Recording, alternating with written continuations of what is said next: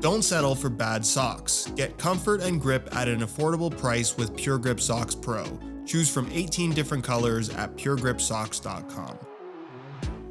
Ladies and gentlemen, say hello to what is always one of the biggest drops of the year in the brand new Nike Zoom Mercurial Superfly 10 Elite, the mid-cut option in the brand new generation of Mercurials, introducing some new but also familiar technologies in the upper, combining Flyknit, Gripknit, as well as Atomknit, along with all new soleplate and stud pattern tooling, while of course still maintaining Nike's signature Air Zoom tech underneath your feet. With the mid-cut option in this launch limited edition blueprint colorway retailing for $300, with the low-cut Vapor 16 Elite effectively the same thing as the Superfly minus the mid-cut collar retailing for $275. Although do keep in mind that this first drop is limited, so it's entirely possible that future colorways will go back down to the $285 and $260 retail prices of the previous generation Superfly and Vapor. But of course, only time will tell if that's the case. And I already know what you're thinking. They don't look that different from the Mercurials they replace. Where in saying that, you'd be 100% right. Aesthetically, this is not a huge departure from the previous generation. However, when you're talking about the experience of playing in the boots,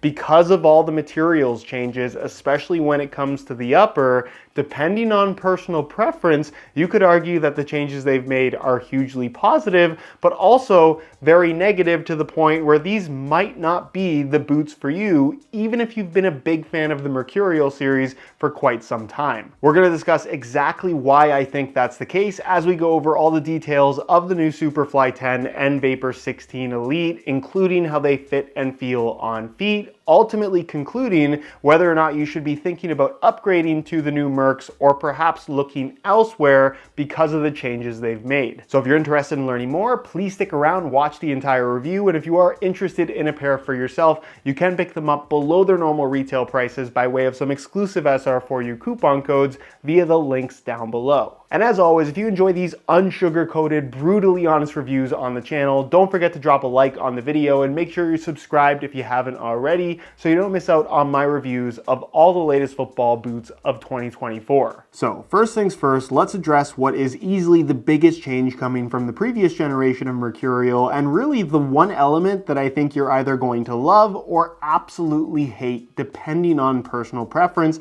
and that is the incorporation of Nike's Gripknit material in the upper of these brand new Mercurials, where obviously Gripknit is not a new technology from Nike. It was originally introduced on the Phantom GX and is still currently found in the Phantom series from Nike in the GX2 as well as the Luna 2. And while that does sound a lot like Nike copy and pasting football boots, that's not exactly what they've done here in terms of how Gripknit has been incorporated on the Mercurial, where the first thing of note is the amount of additional grip from this material is less significant than what you're going to find from the current Phantoms. That Gripknit is grippier on the ball. So if you want maximum grip, I definitely think the Phantom is still a way to go. With that in mind, when you compare this upper to all past Mercurial models, the amount of additional grip is hugely significant and just way more than what we've had in the past, where generally if you don't like having additional grip,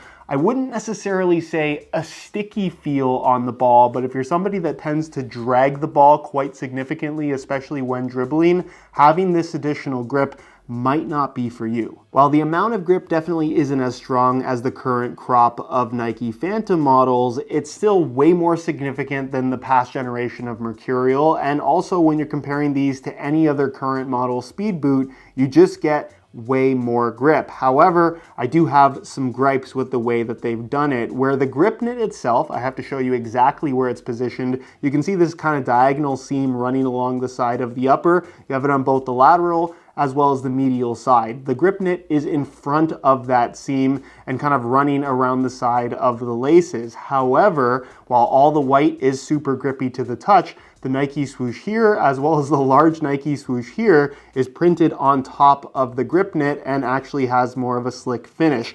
Now, I can't say that I could tell that there was less grip in this specific spot compared to the rest of the top area of the upper, but the fact that they've covered up that much of the additional grip with a Nike swoosh, which ultimately is just there for the sake of aesthetics, is a little bit silly to me. Although that's just me being hypercritical, because like I said, I honestly couldn't tell that there was any drop off in grip in this area of the foot. Something else that's important to note, because I don't think it's necessarily well explained, is that everything from this seam back does not have that grippy texture. This has more of that standard kind of Nike skin polyurethane top layer that we're used to seeing on the Mercurial series, and basically everything back of that seam is their Atomknit material, which is there for the sake of being as light as possible without sacrificing comfort as well as structure. And I'm really pleased to say, because I was a little bit nervous about this giant seam running on a diagonal, you don't feel whatsoever. It's a very smooth transition,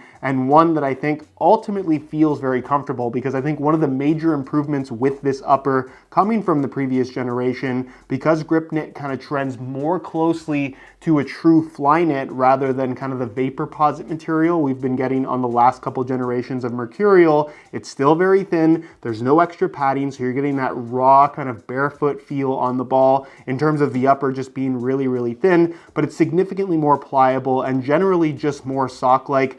I would argue the most comfortable Mercurial upper since the Vapor 13 and Superfly 7, which is saying a lot because I think that's one of the best Mercurials of all time. Which brings us to the third material used on this upper, Nike's Flyknit technology, which has kind of become a staple of the Mercurial series. It is what closes up the top of the foot to give you that one-piece kind of enclosure system where it's all elasticated Flyknit flowing into this mid-cut collar, which as you can see has gotten more simple over the years, where they kind of lowered it a little bit for a certain period of time. It's now back to that kind of higher, kind of squared off at the top shape that we originally found on the Superfly 4 when mid-cut Superflies first became a thing. The major change I would say here in terms of comparing these to past Mercurials is the actual Flyknit itself is still super, super flexible, but you can see across the top of the foot, they've actually created these little perforations that when it stretches out, become fairly large holes across the top of the foot. So in terms of water resistance,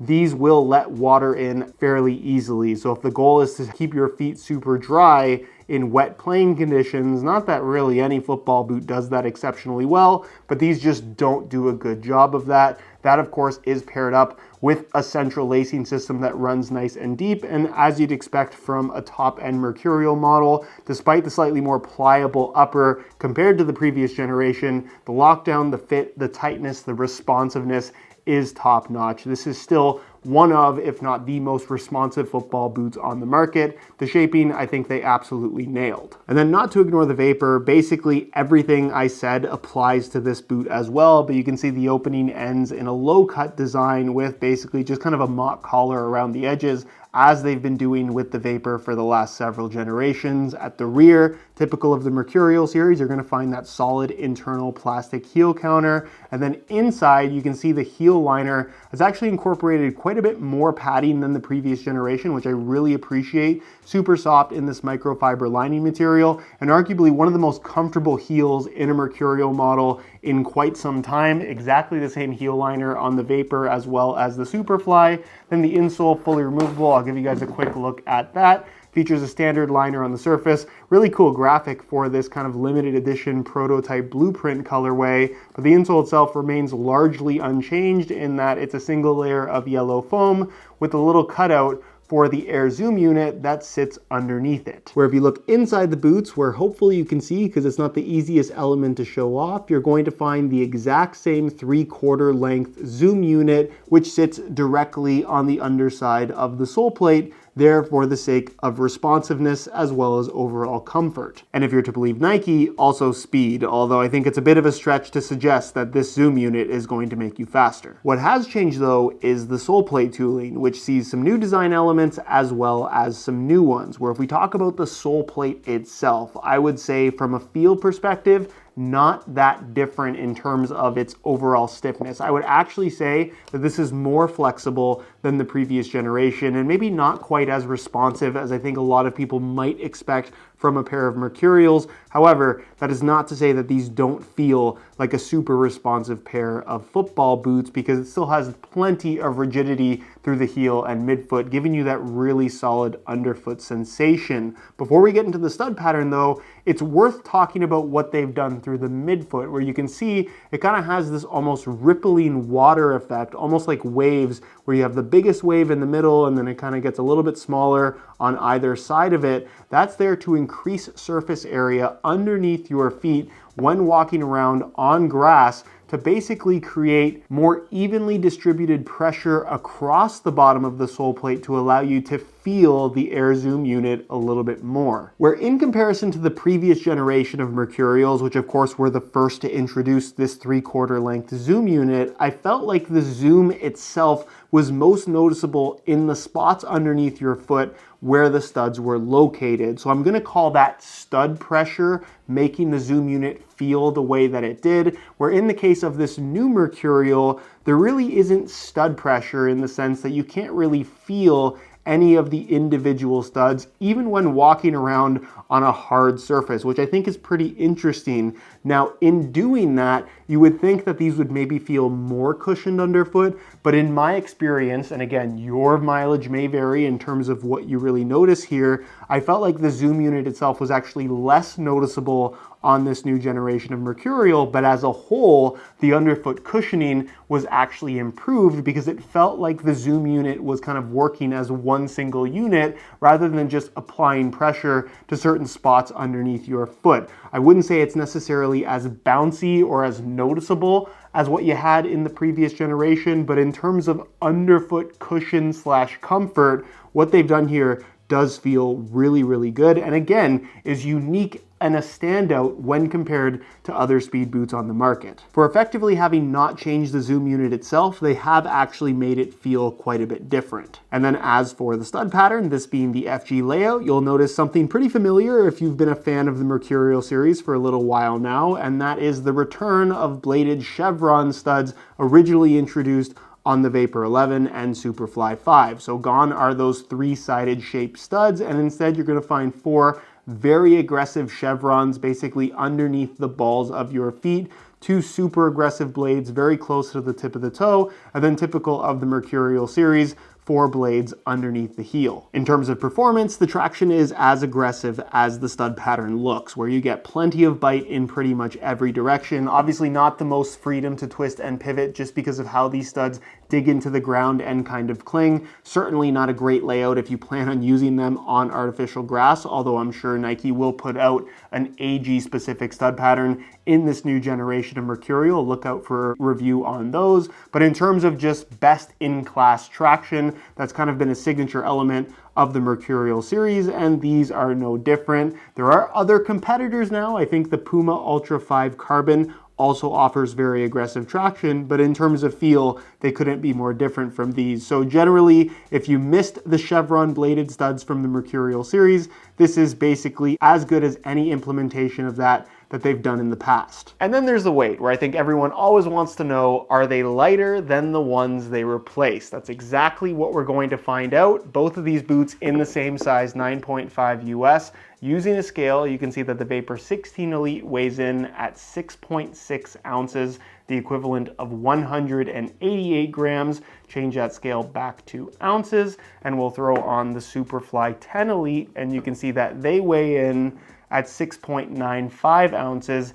the equivalent of 197 grams. And then just for fun, if we throw on the outgoing Vapor 15 Elite in the same size, you can see that they weigh in at 6.6 ounces, the equivalent of 188 grams. In other words, despite all the design changes, despite the use of ultra lightweight Atomknit in these new Mercurials, when you compare it to the old Vapor, they are exactly the same weight down to the gram. where the same, of course, would apply to the Superfly 10 and the Superfly 9, where if you're debating between the Vapor and the Superfly, there's an extra 10 grams from the collar on the mid-cut Superfly, but realistically, should that impact your decision? Probably not. Regardless of which top-end Mercurial you go for, they're going to have that super lightweight feel. On feet, I think this latest generation of Mercurials feels great, and that's not to say that the Vapor 15 or Superfly 9 was an uncomfortable pair of football boots, but I really like the pliability of this new Gripknit upper, really trending it back towards the days